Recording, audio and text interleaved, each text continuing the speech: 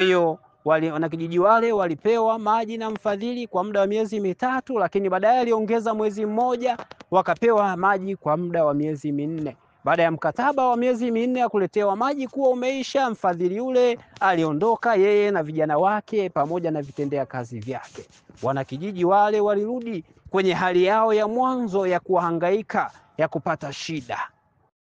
Lakini wakati walipokuwa wakiendelea kupata zile shida na mahangaiko yale, baadhi yao walikumbuka kauli za yule mfadhili kwamba yamkini tungesikia, tukatia moyo, tukang'ang'ana kwenye kutafuta maji, yamkini leo hii tungekuwa tumepata maji yetu ambaye yangekuwa ni maji ya kudumu.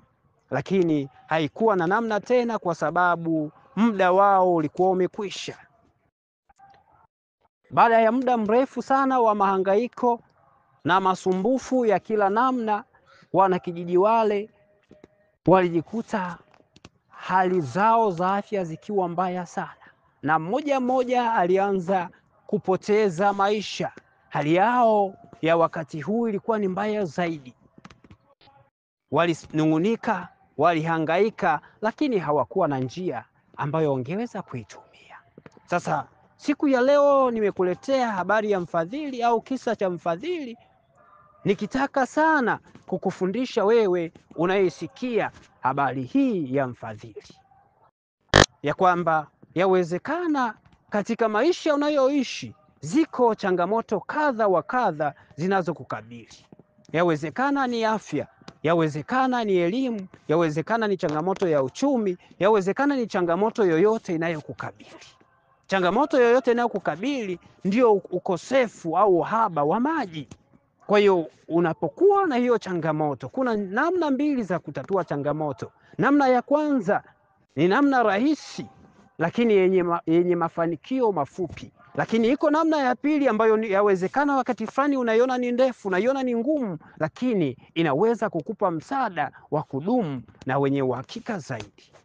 Wako watu wengi sana walipokutana na changamoto mbalimbali kwenye maisha yao, walichagua njia zisizokuwa sahihi kwa ajili ya kutatua changamoto zao. Yawezekana ni kwenye masomo, ukaamua kufanya namna yoyote. Baadhi waliamua kutoa pesa, baadhi waliamua kutoa mili yao, ili tu waweze kufika pale ambapo wanataka kufika, ili wapate tu kile walichotaka kukipata, pasipo kuangalia madhara yanayoweza kujitokeza nyuma. Nikushauri sana, unapopita katika changamoto yoyote ile, mtazame Kristo aliye msaada, aliye kimbilio. Hata ujapoona kama anachelewa, usikate tamaa, endelea kumngoja, endelea kumngoja. Unapopita mahali pagumu, endelea kumtumaini, kwa sababu yeye yupo na ndiye atakayekusaidia.